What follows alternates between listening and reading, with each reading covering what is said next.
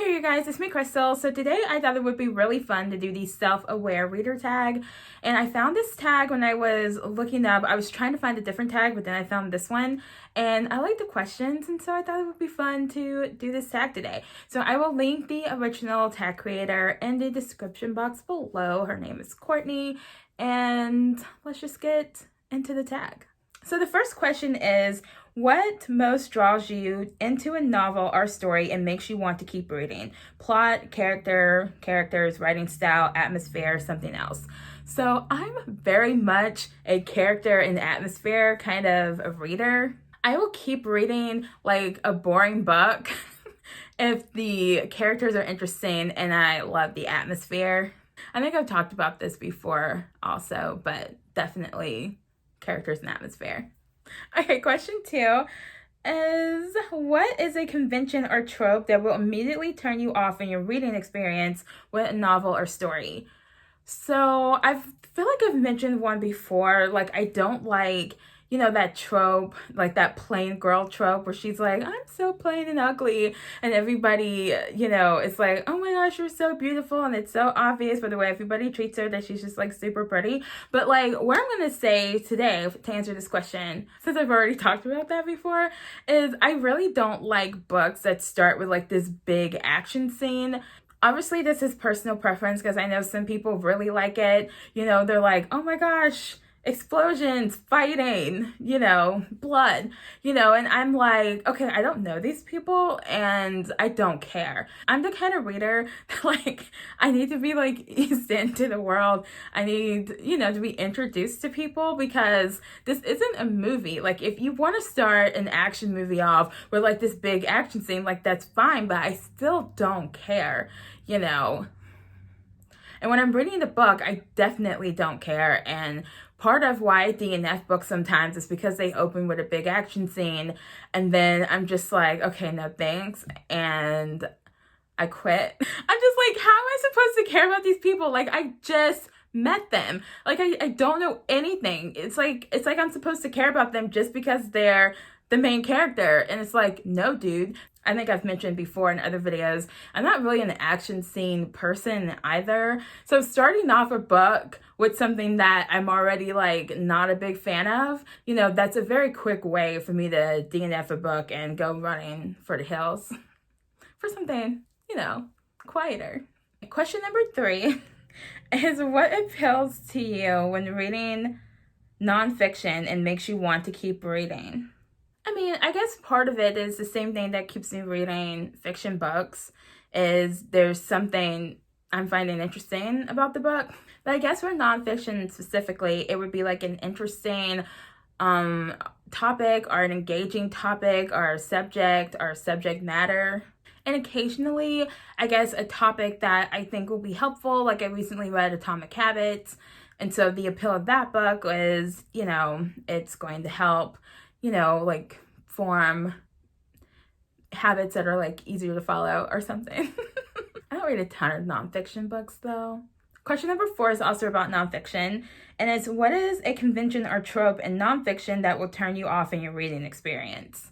I mean, just thinking about biographies specifically, is I really don't think it's interesting when the biographer starts off with like, okay, when I was reading Steve Jobs' biography, it started off with his biological parents, and it's like his mother, so-and-so, and this is a little bit about her, and then his biological father, here's a little bit about him, and here's how they met, and I'm just like, oh my gosh, I'm dying of boredom. But it's a long book, like a really long book, and so I was just like, okay, let's just just push through it. And then like as soon as they got to like Steve Jobs, like, I don't know, when he was like in middle school or elementary school and like talking about, the kind of student he was, then it was like immediately like 300 times more interesting. And so I know, like, the biographer wants to be very thorough, but I just don't care, to start with like their birth. I would be perfectly happy if he said like a paragraph about his mom, a paragraph about his dad, and a paragraph about how he was adopted, and then just moved on. Rather than like an entire chapter which is, what we got, an entire chapter of, his birth and adoption. Okay, question number 5 is, would you say you read more for pleasure and enjoyment or more to learn and exercise your brain? I definitely read more for enjoyment, read more for entertainment. I'm largely an entertainment kind of a reader, probably why I don't read a ton of nonfiction, and it's probably why I tend to DNF books pretty early, because it's like I'm reading for entertainment. If I'm not entertained, then I'm not going to keep reading. So question number 6 is, which type of books are you likely to rate more highly and enjoy more overall? Brain candy, pleasure/enjoyment books, or brain protein, learning/exercise books? So it doesn't matter.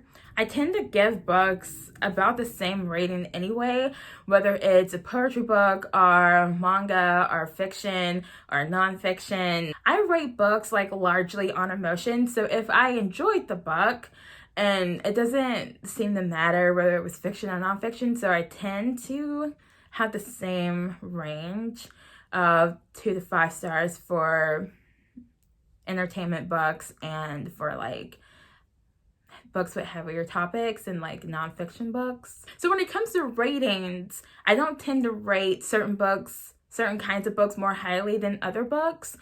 But when it comes to enjoyment, I clearly get more enjoyment out of books that I read for entertainment, which is why I read so many more fiction books than nonfiction books. All right, question number 7. I like this. Do you have a sense early on of whether or not the book you're reading will be a 5-star read or a book you will really like? Has a book ever surprised you in this regard? Okay, so I do feel like I can tell pretty early on if a book is going to be at least 4 stars.